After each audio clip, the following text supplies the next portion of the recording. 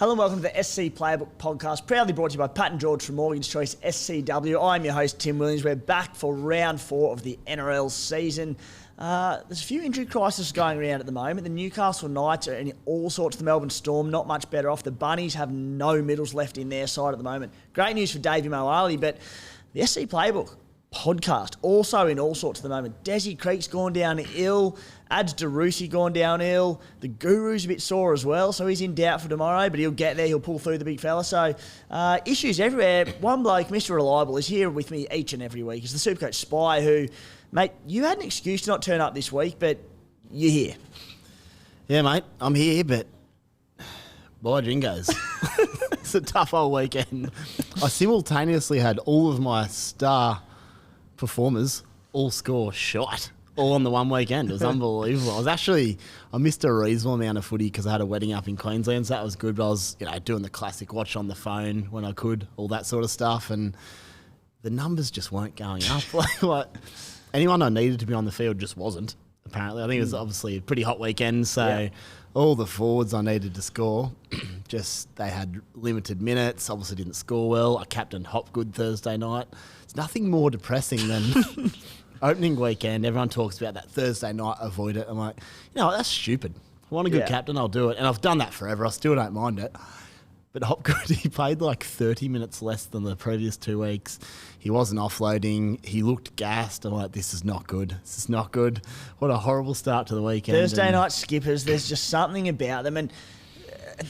But the thing is, I think, Spy, when you're going with forwards, like, you know what, the conditions probably shouldn't matter too much. Night games, so they should get through their minutes, hopefully not too hot. Backs, I tend to lean towards day games just because dry conditions, better for ball movement, higher scoring. But, mate, it just wasn't your week. It happens. It was literally one of those weekends just all went wrong. But the other thing about Hopgood and captaining a forward, he can't catch up those points late. Like, if you've got a Teddy or a Trell or something like that, they can put on 2 or 3 tries this late. I'm like, I could eke out 8 points here late to get to 50, which he tried to do, a little late offload, and it got intercepted. Yeah. That summed up my weekend. So I actually ended up top 74% for the weekend, so it was pretty gutsy. Top 74%. Yeah, so it's a horror weekend, but I did actually, I immediately looked at it and panicked and went, oh shit, I'm in all sorts here. But then I had a look. I was actually probably about 80 points off a score that I would have been like, that's okay. It's middle of the pack, so it shows that the variance in scores this time of year, there's not a lot between them. Well, as you said, on a low-scoring week where you're around the 900, a pretty good score this week was around 1100.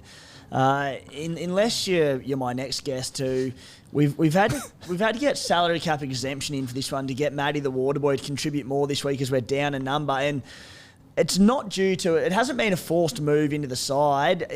He's come in red hot form. Matty, you're back. I'm not just back, boys. I think some people just have it. Some people just have it, and I nearly didn't even come today. I didn't even want to produce. I feel like I'm bigger than this podcast, and I'm only kidding. I'm not even in the top 10%. But I had a really good week, and I'm really happy. So, firstly, tell us what your score was, mate. So I got 1123. The funny thing is, I didn't even check till maybe last night after we finished the Bloke podcast, and I heard you say to Guru that you got 1050 and that it was a good score, and I'm like, sweet, that's my yardstick, so this must have been a good score. But yeah, I had a look. I captained Harry Grant, and he went well in a losing team.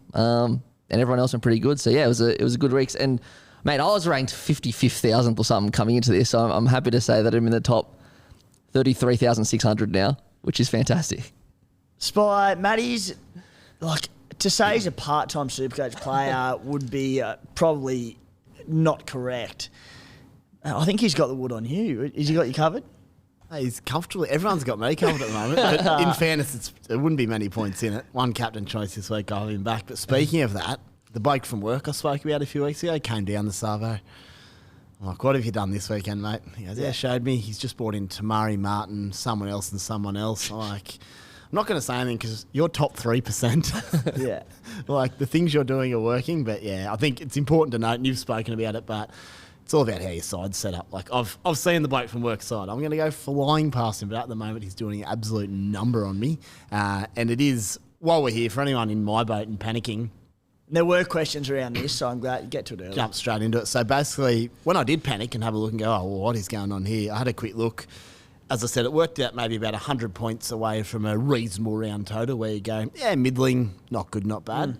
Whereas last year, you look at that Manu Pappenhausen weekend, which was just an ultimate disaster. That actually cost me like 400 points.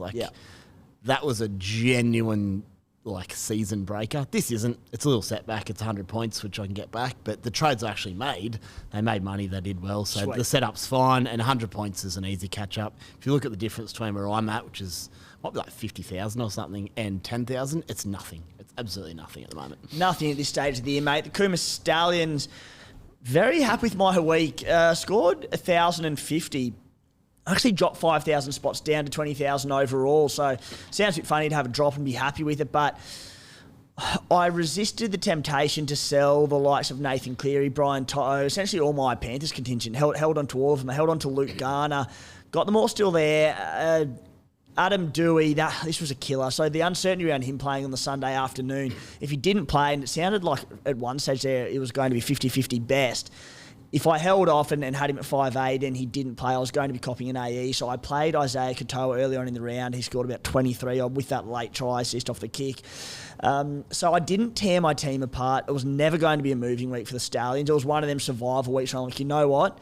For the sake of holding this squad together, which I'm happy with, I'll just try and get through it. And to do it with a 5,000 spot drop overall, was very, very happy with that one.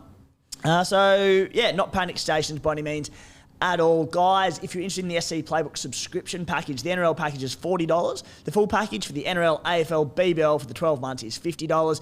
Gives you access to additional premium articles every single week on site. Might be 3,000, 4,000, 5,000, whatever it is, word analysis of the teams this afternoon up on the SC Playbook website to subscriber only this week.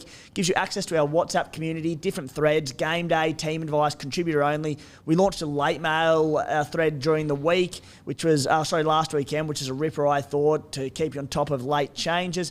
Access to our Major Unlimited group prize, which is worth $1,000 this season. My Q&A each and every week. Head to the menu on site at scplaybook.com.au and find the subscribe tab there if you're interested. Spy, let's get stuck into today's show, and we will, but today's show we've got the key takes from Team List Tuesday, some big news out of that. The Nicho conundrum will be top of the show after that. We're going to talk about whether Nicho Hynes, if we're bringing him in this week, if we are waiting, when are we getting him in? Spend up lots of question marks around Nicho Hynes this week. We'll go through our hot topics with a big focus on the front row forwards. Tohu Harris, Joe Tapine, Payne Haas. Who do we go with there? We'll finish with our round 4 trades and skippers. And then listen to questions. Mate, let's get stuck into it. At the Parramatta Eels, Ryan Madison returns on the edge. Cop that one, Guru. Matty Dury, though. When I say though, looked like it was a potentially bad knee injury, and it still might be for all we know, but has been named on the bench. The winner here is Bryce Cartwright, who retains his spot on the edge despite Maddo back. Matty Dury's name there. So, good news, Spy, for Carty owners who's set to make more cash. I suppose in terms of if you look at maybe sit v start him, if Dury does stay on the bench, he potentially eats into the time of Carty. Carty just looks like, and it kills me to say this, after a good price rise last week, could be the one that got away from non-owners. Yeah, he's doing really, really good things Supercoach-wise. He's pretty busy. He looks pretty fit, to be honest.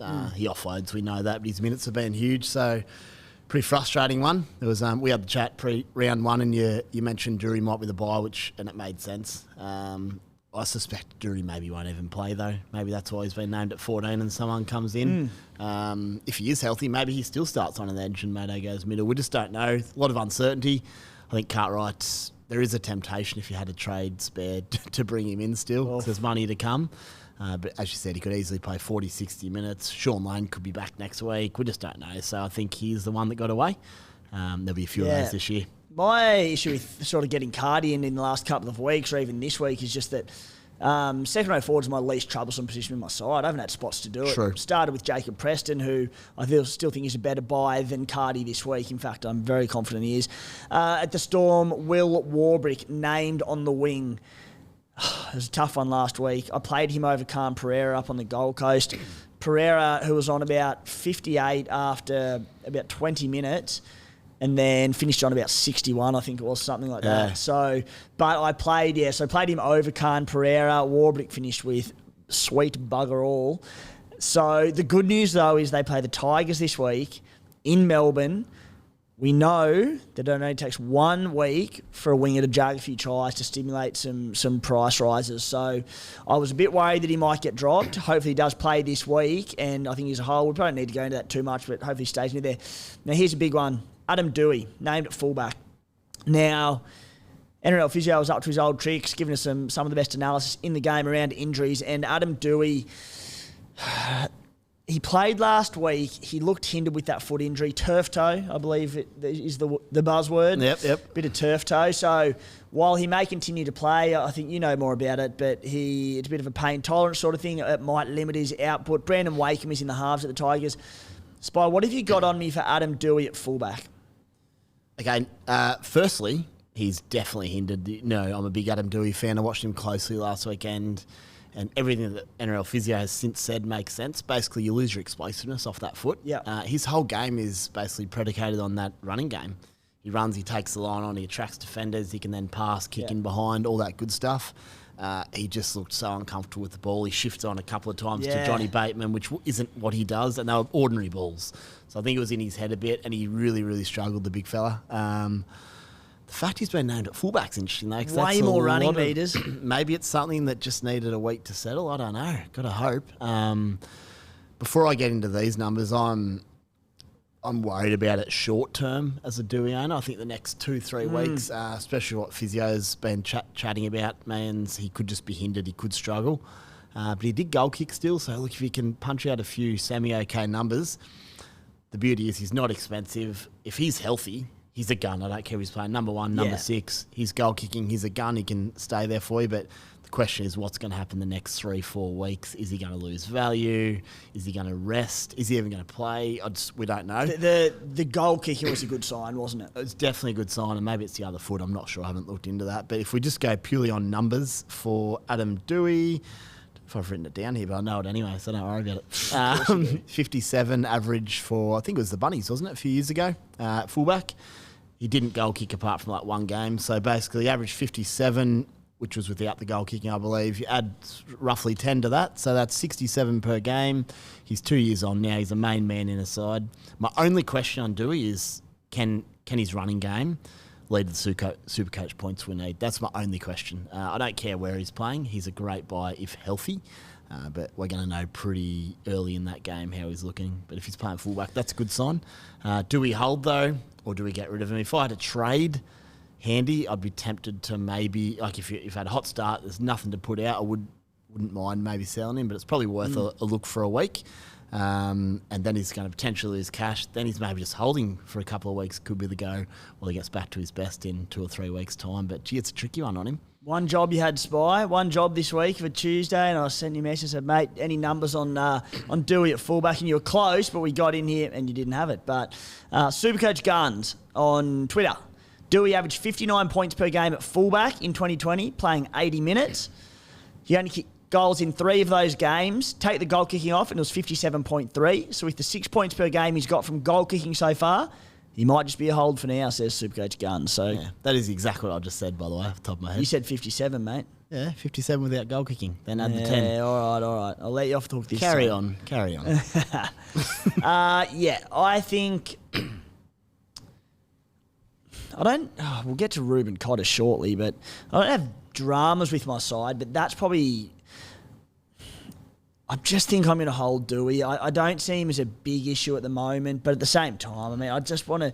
As we said, he was kicking goals. He's moved to fullback. That, to me, says that they're not too worried He's about him. He's going okay, hopefully. And it could have been a confidence thing, game 1 with the injury. Also, they were just flat out horrible for 70 of the minutes. Yeah. The other thing I was going to mention, what was it? With 5'8". So if you want to get someone like a Dylan Brown or Munster, it also costs you about $150K to go up from Doueihi, which then eats out a chunk of the money that you want to get other guns in the coming weeks. Nicho Hynes being one. Yeah, you got to consider that. One. So if there was a sideways trade for Doueihi, I'd be way more keen. But given what we know, or I know he's going to produce once he gets healthy, it might just be worth holding out that short-term pain. But again, it's a really tricky one. Might be team dependent. Yeah, Reuben Cotter, Spy, was one big out from teamless at the Cowboys, and he came out this week and he scored played 46 minutes for 43 points, and I was like, it was my gut feel. It wasn't even gut feel. I was sort of backing him to outscore last season and start at value. And I was like, have I got this one wrong? And thought, maybe I have. It happens plenty of times. But and then when he didn't get named today, I was like, okay, reduced minutes because obviously something's gone on there. Now, I haven't seen any more detail at the moment, but obviously something's happening there. Hopefully it's nothing too serious. In those 46 minutes, he had 49 in base. Like, the numbers were so 40 good. tackles in like 35-degree heat. He doesn't mind a bit of work. So potentially may have overestimated his upside in that he had bugger all attacking stats last year, and we were sort of based on the fact that he's such a gun that I thought there'd be more attacking stats in there. Maybe not so much, but he was still on track to be, even with the 43 points in 46 minutes, I was going to hold because I'm like, I don't see him as a problematic area. The issue for me is that he's my gun starting front row alongside Stefano Udakamanu, who's been outstanding for me, averaging about 55 or 50. I'll have to move Cotter on, which is fine. I didn't have a pressing second trade this week anyway. I was potentially going to go early on Josh Schuster, which we put back now. You're an owner, but you have other gun front rowers. So what are you doing with him? Yeah, it was actually interesting. The small bit of that game I saw at the wedding on my phone, he wasn't running much. He was shifting out the back, so maybe he carried something into that game as well, more than likely. I agree with you on the upside with Cotter. Maybe he lacks a bit of that upside, but what he might lack in upside, he brings straight back in runs, few tackle busts, heap of tackles, and straight away he can average 70 for you, so I don't mind that. But, yeah, I'm lucky enough to already own Stefano and Christian Welch, who I'm sure will bounce back this week. He only played 30 minutes, oddly, on the weekend in that heat. So, if you're a Cotter owner, few options there. Are we going to name him now? Or Nah, we'll get to him later. We'll get to him later. We will talk about Welch, though. One bloke that I was a little bit... After round one, scored well, and I was like, probably unsurprisingly scored well. There was no room for him, whatever. Round two, not great. Round three, was it 33 minutes? Just putting that down to heat, or what happened? Yeah, he made 25 tackles, and it was incredibly hot. Maybe it was just a case of third game back after us ACL. You've done a heap of work. Yeah. Maybe we just want to look after you a little bit. I don't know. Concern? I'm not now. If it happens again, if he plays 45 this weekend, I'll definitely be concerned, and I'd probably be tempted then. Hopefully Cotter will return. I can probably get Cotter up to one of the boys we're going to mention soon and run Stefano as my second front rower. But as we see this week, that depth can be pretty handy. So I'm not concerned on Welch, but obviously it's not ideal. I do expect a good bounce back this week, though. Like if you said to me overs unders this week, I reckon he's going over 60 reasonably comfortably. Matty, over to your bunnies, mate. And we talk about it every week, but it changes every single week, and it's so relevant to Supercoach. Sele is out. Yep. So he was HIA. Sele was HIA, yep. Totola's out 6 to 8 weeks. It's a while. I saw 3 to 6, but yeah, he's out for a while. 3 to 6. Yep. And Shaq Mitchell. He's out for 8. Yeah. And Arrow re-aggravated his hammy. Yeah. So it keeps going back to Davey Moali. Yeah. Break even 25, 253K. I mean, look, you're not going to rush to play him in your 17, but really unfortunate for Shaq Mitchell owners, who was going well, played 23 minutes on the weekend for about 23 points. Yep. I think he's obviously a sell now after one price rise. That's a killer. But Davey Moali, there has to be minutes there, doesn't there? Yeah, he's very relevant now. He's going to play heaps more minutes, I believe. They've named Saluka Fafita to start. We saw, I think it might have been against the Sharks or one of the games, he was named to play on the bench. He ended up starting. I think it might have been round one. I think it happened in 2 games, to be honest. But yeah, maybe it did happen in 2 games. I'm not sure if this is the 17 we're going to run out with. Like, with Blake Taff on the bench, I don't know if, because we're so light in the forwards, I think maybe they'll try and beef up the bench a bit. That's just my opinion. So that's something to think about. I don't know if they're going to do that. But regardless, either way, like, Moali's going to get minutes. I think he's going to start. You know, we've got 2 weeks of evidence to go off there. So yeah, suddenly becomes relevant. The issue was against Penrith.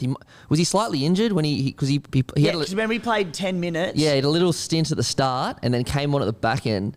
So like he wouldn't have been gassed, surely. And because they were so light on, that might have been. There was a couple of injuries in that game as well. There has been everywhere for the week for the Pro Bunnies. So he came back on late, but I think they sort of said they really didn't probably want him to. But yeah, Yeah, so it'll be interesting to see what they do. Interesting to see if Taff plays 14. Obviously, like we need Taff to cover other positions, but just because we're so light in the middle at the moment, I'm not sure what they're going to do. It'll be interesting come kick-off time. But yeah, he becomes relevant in the next couple of weeks for sure.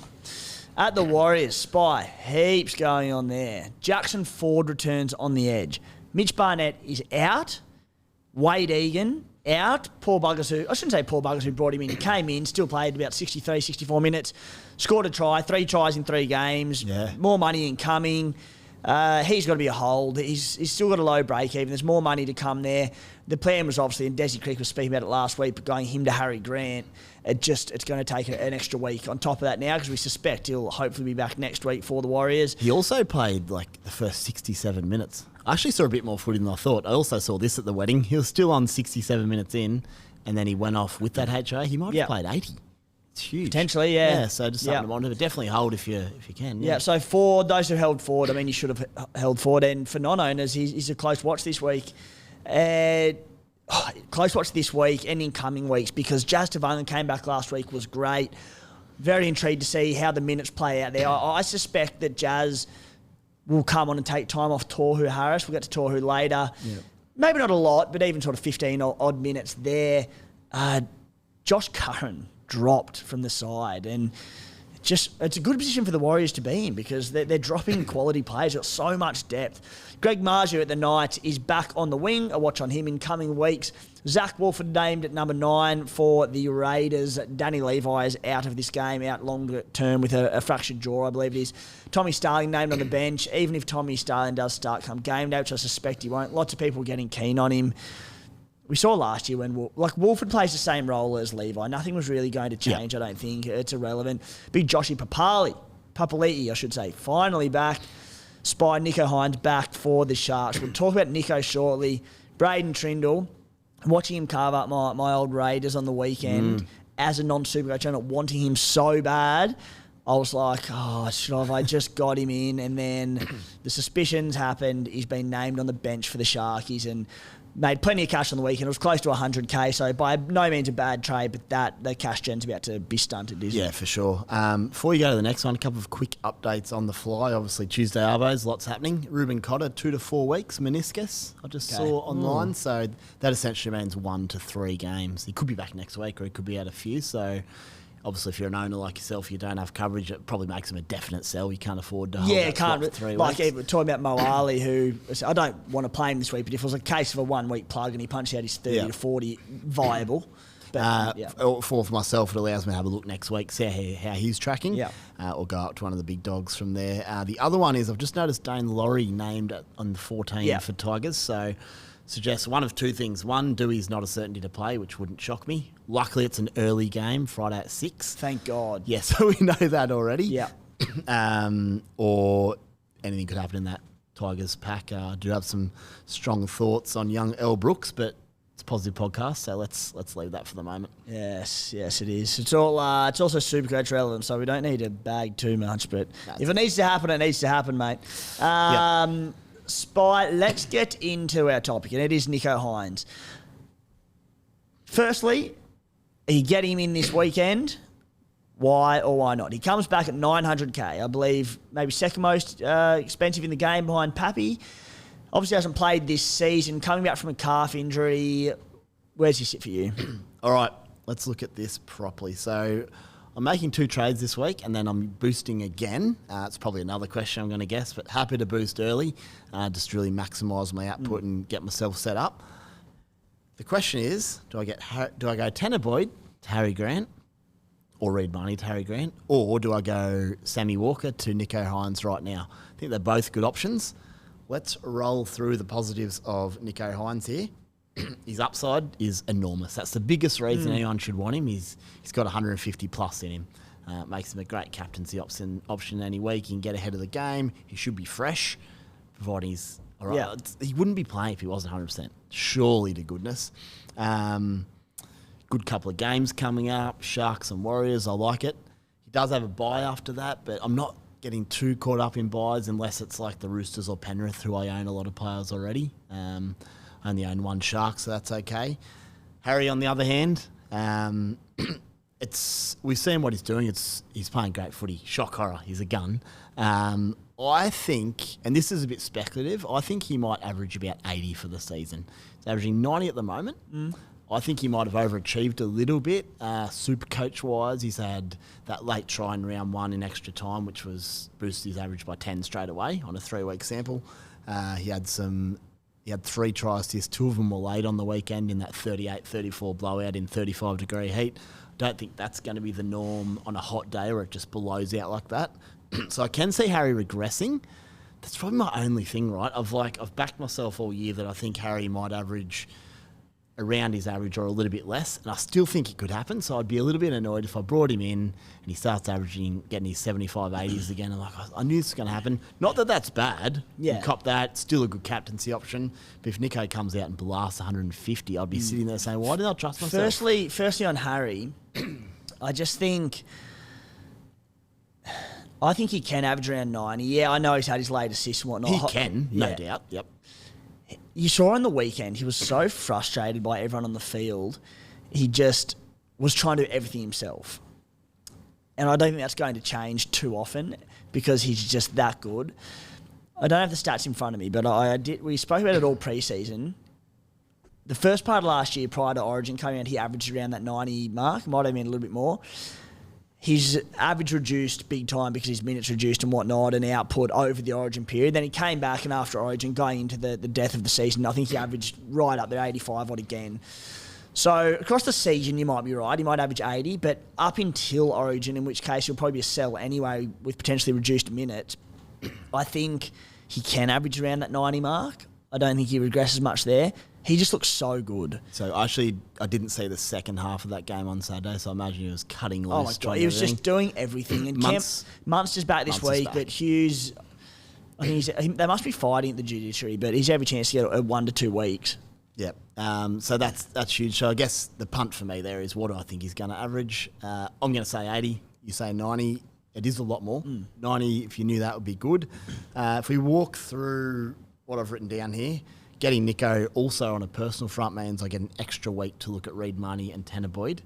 Because the decision there is if I go early on Harry Grant, it's all good to go Tanner Boyd up, but then I've got to deal with Marnie, maybe downgrade him, maybe keep him. I could save a trade by waiting a week and maybe just saying, you know what, Reid, I really like you, but you haven't quite done the job. Let's go straight to Harry to free up that cash. Or if he comes out and blasts 80, 90 this week, then I could sit with Reid for the next, till Origin, if he's killing it, you know what I mean? Reid probably doesn't play it well. He won't play Origin anyway, barring injuries. I know he wasn't great on the weekend, but Reid could easily be a season hold as a number 2. Yeah. So there's options around that. Waiting that week on Harry and going on Nicho allows me just to reassess an extra week. Obviously, Nicho's upside we've spoken about. Nicho's injury risk may be a late withdrawal, but it does seem unlikely he's not going to play, but it's a late game Sunday, so I bring him in. He doesn't play. I've wasted a trade. I think he'll play on all think he's playing, and he does have the bowling up. So it's a really interesting scenario. Do I just go the safe sort of, just bring Harry in, do that? Bringing in Nicho's a little bit of a risk, and he could also drop money. If he starts a bit slow, he potentially drops 150k, which gives everyone a leg up on the people that buy him. Or he comes out firing. So one of those classic Supercoach scenarios where we just don't quite know what's going to happen. I'm going to leave it as late as possible on what I do there. Might be a few tinnies needed just to make that decision, but I'd be interested in your thoughts. If you were me, based on that, do you have a little punt on Nicho and think he's going to roll back? And I'd probably even captain him, to be honest. Or do you bring in Harry, who I'd probably also captain? It's a tricky one. Few blokes to wet the whistle on the weekend, mate. Get the confidence up. We've got the final leg of the Bloke in a Bar Regional Tour to Cairns this weekend, finishing with an absolute bang.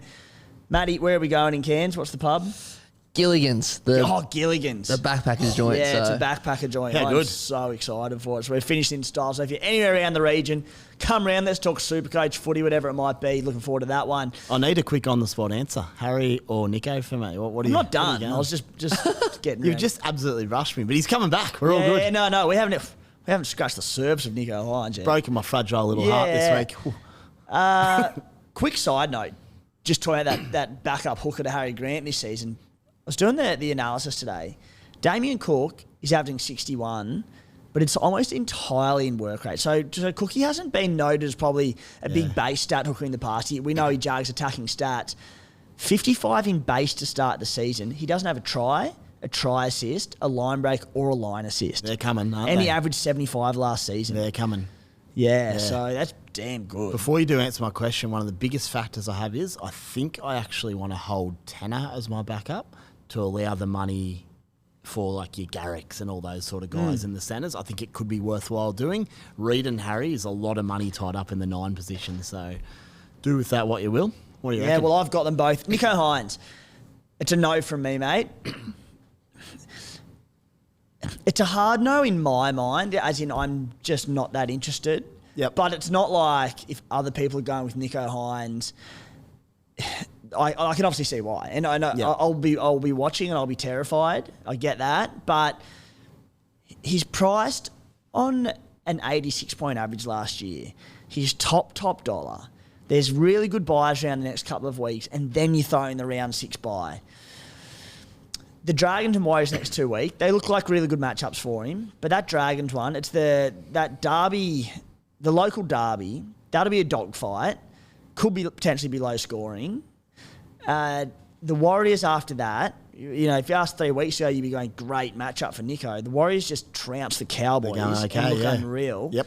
So the matchups don't scare me as much as they certainly did a couple of weeks ago. Even the Drags on the weekend, they were up in that to their teeth up until 15 minutes to go, 10 minutes to go. That's so, mate, I just think coming back from a calf injury, we spoke about this in the preseason, like the biggest part of Nicho's game is his fitness, and he's just on ball the entire game. He just pops up everywhere and has a hand in everything. Coming in underdone with a lingering calf issue, which I'm sure they're confident he's on top of, but they can aggravate them. I don't know. I just think it's we're not paying $700K for him. He's the second most expensive player in the game. It's a risk, no doubt, yeah. And then you talk about captaining him. What if the calf tweaks 5 minutes into the game? That's it. The other thing is, do I just not use my boost and leave Harry and Nicho for next week and get them both in one? Maybe that's the play. Yeah, and I'm just thinking on I know I try not to think of the negatives around it because we know he can go 150. But, I mean, even then, if he was to go nuts, big loss on the points front. But we get to round 6, he's got the bye. He's not going to get that immediate price rise. I can wait off on him.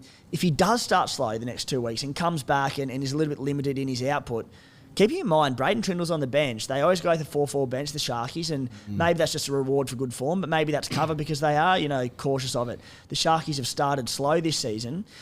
So if you start slow and look set, come that round 6 bye to drop a fair bit of money, they then come back and play the Roosters.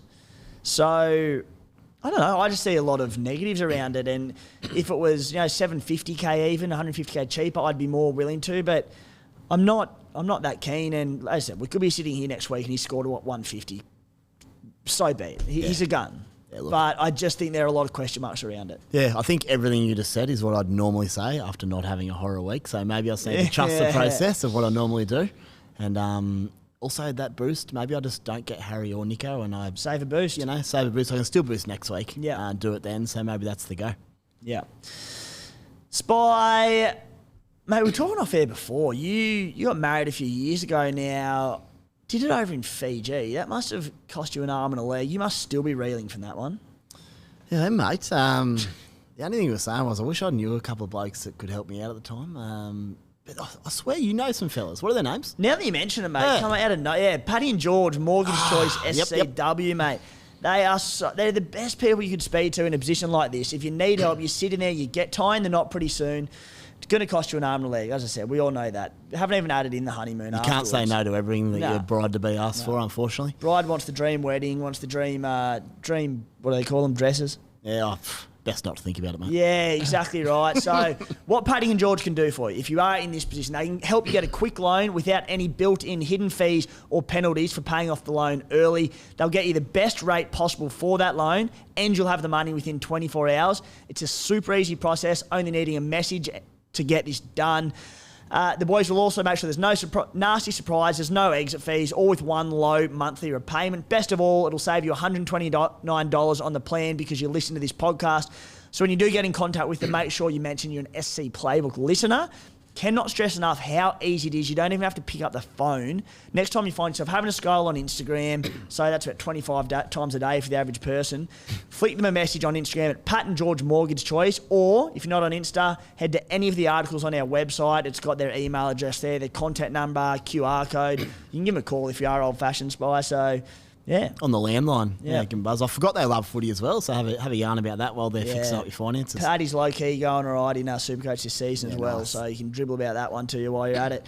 Spy, our hot topics for the week. We're starting with the hottest of hot, and it's gotten even hotter in the last half an hour because of Reuben Cotter being ruled out. I was like, I hate speaking about stuff when it doesn't involve my side. I only started this podcast so I can talk to you boys and talk about these great Supercoach minds about my issues and improve my side. So when Cotter was ruled out, I'm like, all right, this means business. Yeah. Could have made it the whole show. Yeah, I'll spend the next half hour on it. Yeah.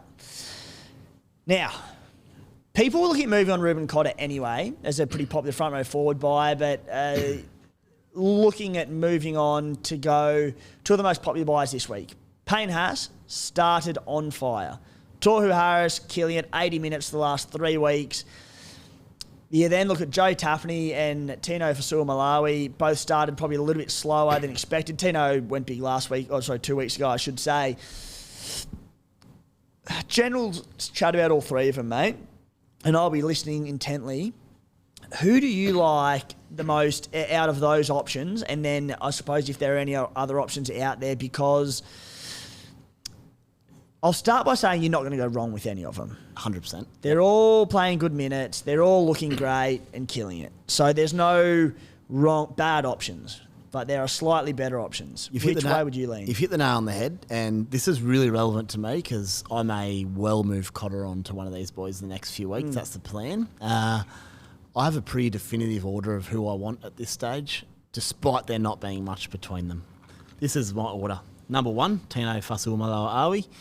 Went a 1 over. Tino's still number 1. Yeah, I think he is. I also said 1 extra digit than his name, Filthy, because I nailed it last time. But he's just... I think he'll get better as the season goes. His minutes improve. If you want to bring up his numbers to start the year, I think he's got work rate. Yeah. With offloads, he's had 6 in the last 2 weeks, and he can score tries. So basing 50, averaging 64 minutes, big, and 68 points. Yeah, 695k. Yeah, I think he's basing 50, but I don't know if that includes offloads. And yeah, he's had 6 in the last 2 weeks. I wrote this in the article today. Yeah. So if anyone new, I mentioned just about every second sentence. Base for anyone newish to Supercoach or still working a few things out. Base is so vital. It is your total runs, points from runs, plus your tackles, minus your missed tackles. So where this becomes relevant, Spy, and you actually pointed this one out to me, but someone like Josh Schuster, who on the weekend had, I think he had 9 points in base. So he had 3 try assists for his 59 odd points. So you look at that and go, basically it's a metric of going, if they get no attacking stats to their name and they just go out and have their runs and make their tackles, how low can these people go? So Jacob Kiraz on the flip side, he didn't have any major attacking stats, or there might have been a line break or something, but he had 46 points in base. So where he couldn't have done much less in terms of attack, no tries or anything, or try assists, 46 points. So, yeah, back to it, mate. Tino. I just think I'm having a look at these numbers as well, and in that crazy heat on the weekend, there was 4 million tries scored. He only made 18 tackles. He normally makes 30 around that mark. I think he'll end up basing in mid-50s plus his offloads and tackle busts. I think you're in the mid-60s to 70s there already, plus his try-scoring ability. I just think he'd be nice to own his dual position. I've got him just ahead of my second guy, which is Joey Tapine at 2. Interesting, Spy, because Haas the most traded in this week. I've got Tapine ahead of Haas. I think it's a longer-term play. Maybe he's slightly under him the next couple of weeks, but I think he's going to get better and better. Haas, I've looked at his numbers again. They're just rock solid because he does what he does. But on the weekend, he did have... I actually saw that at the end of Saturday night as well. He had a couple of really nice offloads. So 2 offloads with line break assists. That added 24 at the end of that game. It was more than that, mate. So I worked it out. So he had their almost exact same play twice. I believe he had... Back to back, maybe, the offload for the line break. So he had line break assist, try contribution, offload, run. It equated to approximately about 36 points in those two plays in the final 10 minutes. So prior to that, it was only going to be like around at mid-50s, I believe, which says two things to me. One says he's not going to do this every week, and you know, maybe he does regress back to that sort of 60 to 65, maybe even 70 average.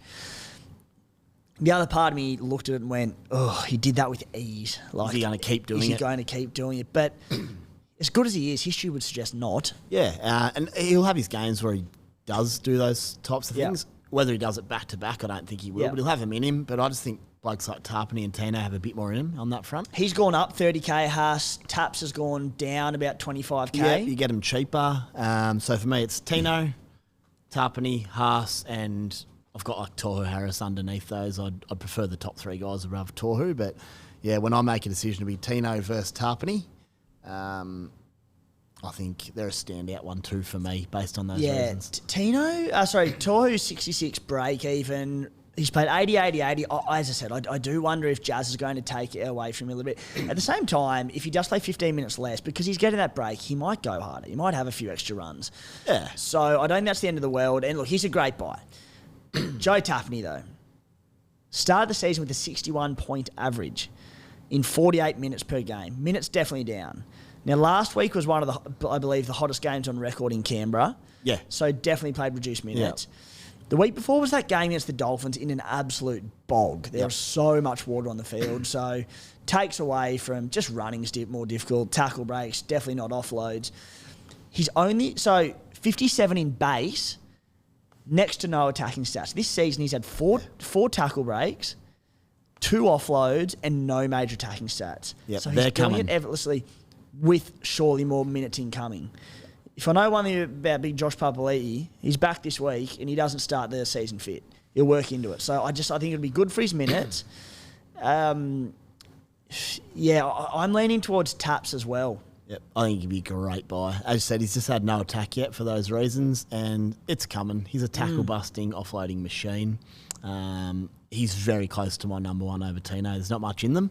And it's probably only that I don't have to make that decision this weekend. I haven't sort of laser focused on that. But yeah, it's a good one. But I think it's a really good chat. And everyone make their own decision. Obviously, you won't go too far wrong regardless. But I do think you just want that person with that little bit of upside. Like if Tap scores a try or Tino, they basically get 100. Yeah. And they've really got that in them more than Haas does. So Tohu, Darusi had the start, I believe it was last week or the week before, where he scored something like 1 ton in 3 or 4 years. And that was like about 102. So he just doesn't have the upside. Payne Haas, we've seen this before, as soon as last year. So he averaged 79. So he's averaging 79 with 55 in base. Mental. But loves to start the season with a bang. He averaged 76 points across the first 6 games last season. Then he had 1 score over 65 in his final 14 games last year. Yeah. My order is Taps, Payne Haas, very narrow. Could flip, but I see so much more upside in Taps from the way the season started.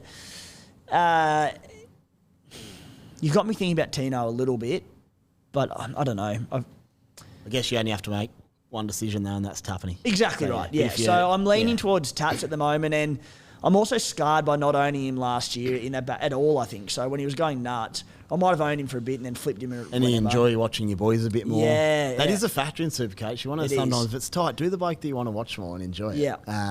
Just totally unrelated to that, but when I just saw that Tohu was playing 80 minutes every week, Harry Grant's also being like ridden to death at the moment. 84, 80 and 80 in the heat. Yeah. There's every chance his minutes regress. Not consistently, but just give him some spells. However, yep, they have to win.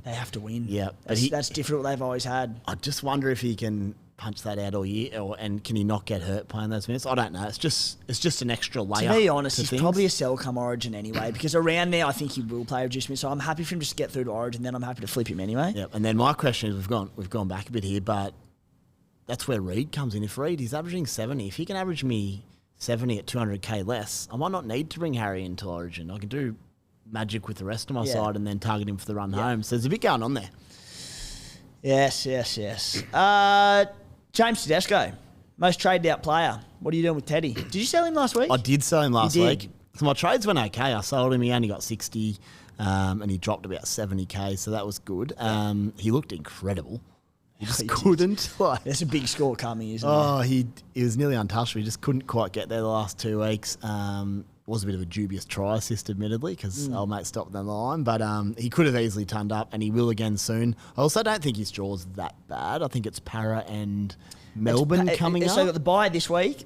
Goes into Parramatta, Melbourne. Melbourne is down in Melbourne into Cronulla. So it's, again, two weeks ago, you would have been going very doom and gloom. It's not as bad as it looks now, but it's still a pretty tough draw. Para and Melbourne both conceded over 30 last weekend, though. So it's, it's not the worst. Question is, do I sell him for, I'm assuming, Reece Walsh, most people? I probably do, given his high break even. I just think cash generation at this stage of the season. Break even 113, 760k. Yeah, I'd be happy to sell for Reece for at least a couple of weeks, make that cash. Do we want to talk Reece Walsh now or in a little bit? I'll jump in. I think I'm going to go Teddy to Reece Walsh. I was keen on Reece Walsh before round one. It was just I was always going Teddy and Turbo, and then obviously Reece Walsh missed round one. So he's averaging 100, set to make a ton of cash. My little plan, I'm going to do a big... It's funny, just like how you get on these little tangents during the week, and I was doing my teams today, and just out of nowhere, I found myself for an hour doing my 5-week trade plan. I've basically got it all sorted out. Then I get in here, and then Cotter's out. I'm like, well, that was a waste of time. You got to do it when you're motivated, then it goes to water anyway. It hasn't changed a lot, to be honest. So I've basically got a 5-week plan in place that will change, but it's a good framework for how to get in Nicho, because I'm not getting him in this week. It was based around that, and Reuben Garrick, can't wait for him. Cool. So... the thing was, and the big thing behind selling Teddy, likely to drop cash, not playing obviously this week, tough draw when he gets back, Reece Walsh going to make a ton of cash. It's Latrell Mitchell. Latrell on the downer, break even 120. Bunnies, a couple more tough games coming up, Manly into Melbourne, but then he goes Bulldogs and Dolphins. And I wanted Latrell for that run anyway, and I know you're in the same boat, so I'm like, Tommy Turbo effortlessly is averaging 100, so he's not going anywhere. Yeah. So it was probably going to be Teddy to Latrell anyway.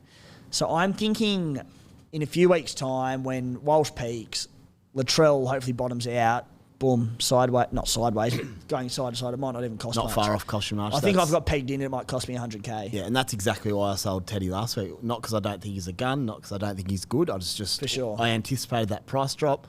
I knew I wanted Latrell, so... why not sell him when he's at his peak value or high enough? Reece Walsh, the most traded in player. I'm getting him, as I said. Look, the Broncos draw's really good coming up. It's soft, and that's what helps me.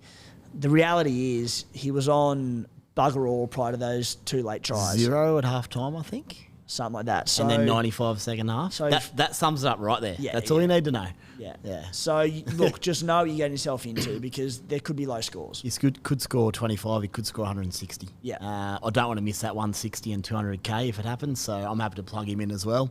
And he's playing at Suncorp. I've spoken about it before. It's one of the best running tracks, running grounds. Who are you bringing him in for? I'm bringing him in for... oh, that's another question on the fly here. So either Valentine Holmes or Brian Tohu. So I've got to make a decision there. So do you have Val at fullback at the moment? I have Taruva at fullback at the moment, based on last week's trade. Because I went early on Teddy. So the question is, do I hold a Brian Tohu, or now that Val's dropped a 20k or so, do I plug him in? The only reason I think Tohu could be of importance, he looks really good. Penrith could fire, but that 70k could be the difference between getting blokes like Garrick in the next few weeks. I think it's a tricky call. Do you have any thoughts on whether you'd hold Holmes or take that extra cash? Val Holmes, so what do we got for him? Averaging 59. Cows have not been great. Their draw is still soft for some time. His only major attacking stats in 3 games this season have been 1 try assist and 1 line break. And he's averaging 59. So he's basing 31 per game, 43 if you add in his goals. He's doing it easy. When's Drinky back? 4 weeks, I think he was. So that hurts a lot. Their combination's so good. It does. You know what? I suspect coming off a bad loss. He's had 33 runs in the past 2 weeks, but they've predominantly been at centre. Yep. He hasn't been roaming as much as we've seen as last year at centre. I think he has to get more involved in key attacking opportunities. Tom Tommy Chester was good on the weekend, but I also wouldn't be shocked to see Val potentially go back. Saturday halfway Gold Coast. If unfortunately I have to make the call Thursday before Penrith game, but if he goes to fullback, he'll be a near must. So you know what? Just based on that, I'll have to say goodbye to Brian. Yeah. I've got them both, holding both firmly. Maybe there's another way to do it, but at this stage. Josh Schuster is the second most traded in player. I will be waiting a week now because of the Cotter trade. I think the move is to wait a week just because of his injury history, and you just never know what you're going to get with him. So unless you need the cash. Unless you need the cash to do something to force another trade, or if you've got, like I had at the time, 2 trades pegged in for next week.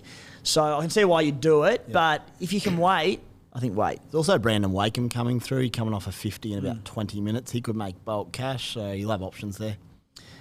Yeah. Tyrell Sloan, 298k, 66 point per game average, negative 41 break even. Dual fullback CT Dub. What are your thoughts on him, mate? Let's lose my voice over here. One moment, please. Tyrell, he worries me. I think he's got 20s. I think he's got 15s in him. If you're sitting there and there's no one else you can go to and you need a downgrade or you need cash, sure, you should make cash and he could keep killing it. It's very risky business. Just know what you're in for. He could have some low ones in him, but he's okay if you need someone of that variety to make some quick coin. And his 78 whatever was in round 1. That'll drop out of his rolling average after this week. He scored mid-50s last week, not too bad. So not the end of the world. Based 20 the first 2 rounds. Not running a heap. Look, I can't because my CT Dub's fine. I'm happy with it. But if you weren't, then he becomes an option, I think. But, Matty, Sonny Luke has been the big question mark this season for Supercoaches. Low break even. He's going to make money. He's been named on the bench again this week. I think from a Supercoach perspective, his big score from round 1, I think it was about 59, will drop out of his rolling average after this week, and then he has a 29 in it from his last game.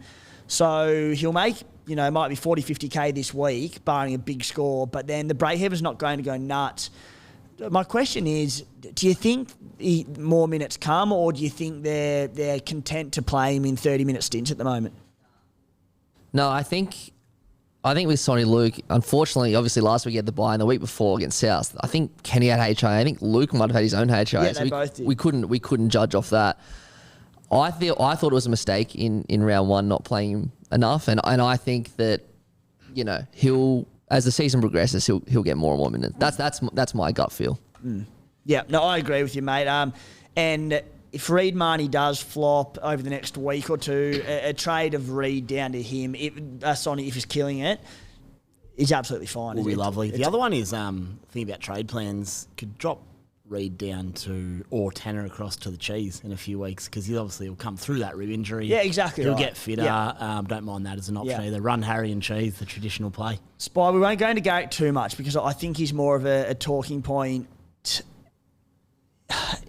More of a talking point for next week. But he's firmly on our radar. We don't need to go deep into him, but another tough game against the Bunnies this week. But 742k, break even 33, 10th most traded in. I can see why you'd go early. I've just got him.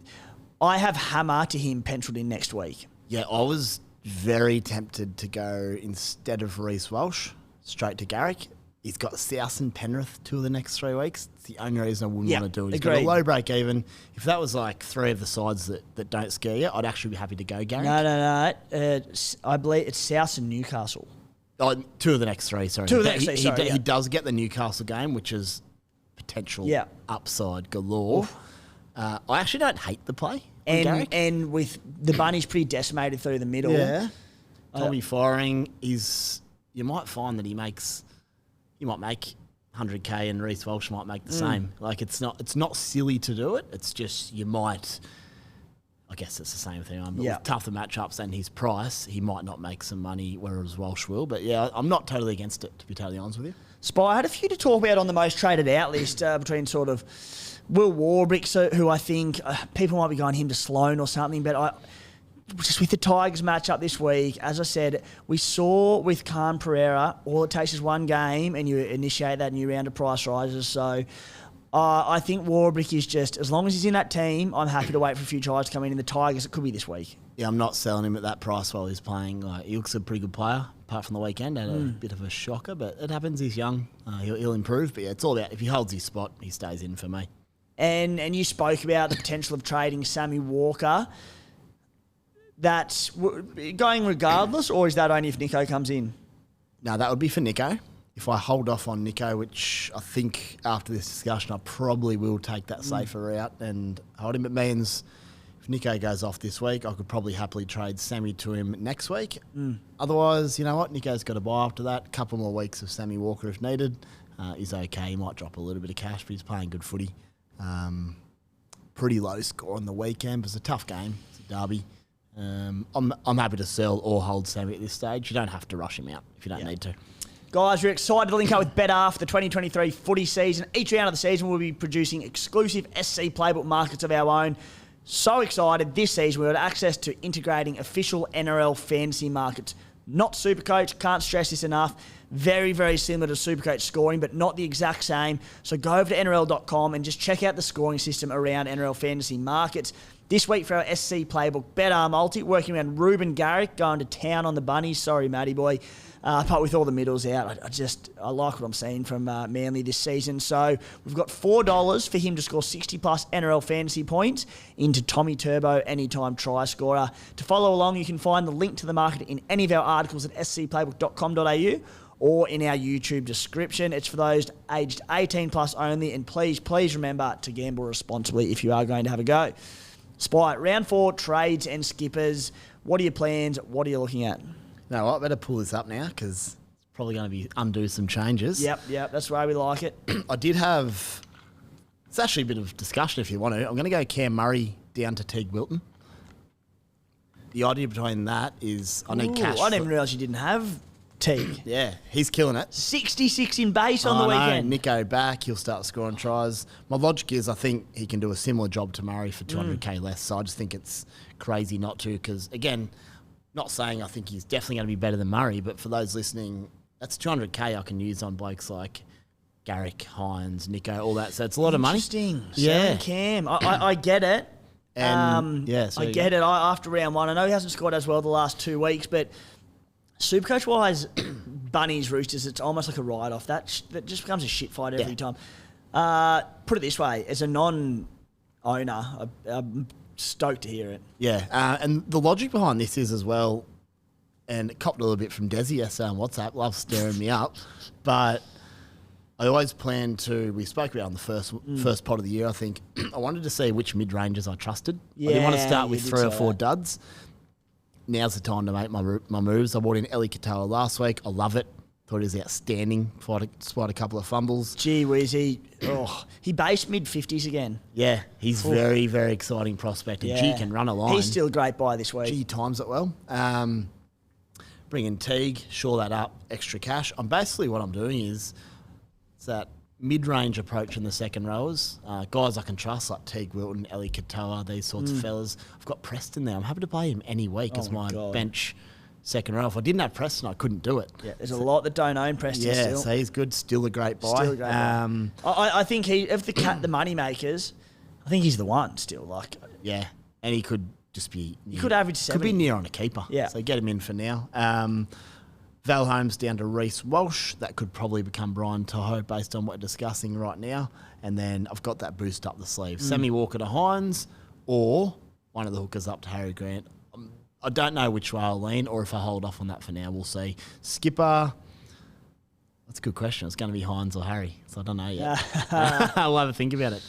Yeah, I'm looking at this week. Teddy to Reece Walsh, and then it was going to be Tanner Boyd to Schuster. Tell you what, thank God Tanner Boyd hits him like Hasmel Masri because it saved his score last week and I had to play him. Can kick, can't he? But with the Cotter news, Cotter, there's decisions to be made, but I like Taps. I like Big Joey Tapine. So looking at that one at the moment, I'll go through my big 4 or 5 week trade plan, whatever it is, on beers and break evens tomorrow with the battered guru. We'll see how he turns up, the big fella. My skippers, it'll be one of 2 things, I think. VC Val against the Titans, and then captain Tommy Turbo, leaning that way, or VC Cleary into C Harry Grant against the Tigers. Yeah.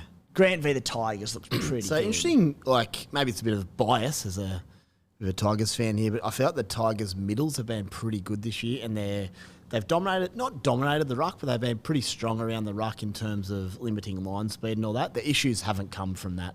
Marnie struggled against them last week. Yeah, he didn't get many. He put a wide ball that Burton went off the left and went through, but it wasn't like a scope around the middle. Marnie didn't run much at all. No, and he didn't. likes He doing had something it. like 1 or 2 runs. Harry's got that base, but everyone goes, it's the Tigers. He'll tear them apart. It's not necessarily that simple. He may well. It's Harry Grant. It could be that's kill him on the edges where they're weak. Potentially early ball to Munster. So just something to consider. Food for thought. Spy. A few listener questions to wrap things up. And probably one more for me, because I know you were looking at potentially boosting this week. And first things foremost, as we say each and every week, if there are 3 trades you really need to make to get your team humming along, and there's money to be made, or you've got fires to put out, injuries, sweet, boost. Nothing wrong with it. But the question was from Mike Roki, and he said, Magic Mike, he said any must-haves you can see. It was not so much that part of the question, because we don't have time to go through that, but he says, all I see is nice-to-haves rather than must-haves. Yep. Might hold fire on trades this week. For a big point there, and prior to the Cotter news, which has obviously impacted things for his owners, I was actually considering saving a trade this week. There was nothing. I was probably going to go early on the Schuster trade in a bid to make my bigger moves in coming weeks. Yep. But I think it was just worth stressing that you might not need to make trades this week.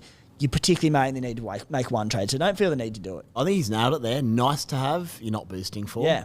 Something to go, this is good for my side. That's a good boost. I'm honestly happy to boost 3 times in a row, but I'm not going to do it for no reason. Like that. Spy Lyle Caddo. Am I mad going with Schuster and Katoa at 5'8"? Now, it's an interesting question because... Yes. Yep. I think you're mad. Could pay off. Schuster could continue to kill it, but there's some low scores in that combination, I feel. If it's a 1 to 2 week play and you're playing Schuster, I get it. Yep. But if it's something he's thinking that he'll run with while they peak in value for a month plus, it's dangerous. It's dangerous. It could be a master stroke, and Schuster could average his 50-60, but 3 try assists for 59 points, that's enough to scare me off doing that. Yeah, and then, so... I think it's a 1 week play, not bad. 2 weeks, maybe I wouldn't be doing it for any more. And the other thing, Schuster might start running the ball more, and then you go, sweet, I'm happy. Yeah. But at the moment, it's a risky one move. You'd ideally want to give a week, wouldn't you? Question from Jeff Lane. Cleary a sell to a post-origin. I know it's scary not owning, but going to lose over 100k, or is the risk not worth the reward? I think he was the 10th most sold. Might have been 8th most sold, Nathan Cleary. There'd be reasoning behind this, but surely last week was the time to sell if you're doing it with the buy. The only thing is he wasn't going to drop cash last week, and there was probably 3 impending trades that could have happened, and now they've gone. Yeah. To be honest, I looked this week and went 160. Gee, but then I just think... And then Nicho being named as well, I suppose. If you went to Nicho, I'd probably get it, but I think it's a risk. I'll tell you this, stat of the day probably. Cleary last year, round 1, 34, round 2, 57. Very similar scenario. His next 2 scores were both over 150. Yeah. I think if you don't need to know much more than that. Yes, he could drop 150k. I'm not willing to miss out on that potential 150 plus score to get it. I'll find my money elsewhere. Para leaking a lot of points at the moment. Yeah. Again, it's like anything in Supercoach. It could be a master stroke, but I just think... Yeah, my only one would be maybe Cleary to Nicho if you want to think about doing that while he leaks cash, and then do your other halfback back up to Cleary. It's only 1 trade then extra. Yeah. Maybe that's an option. Very good question from Taylor Goodall. Would you sacrifice a pay rise from Hammer to upgrade him to Garrick, or wait a week knowing it will cost you points? So I think there'll be a lot of people thinking this. In my opinion, Hammer's still got good cash to be made.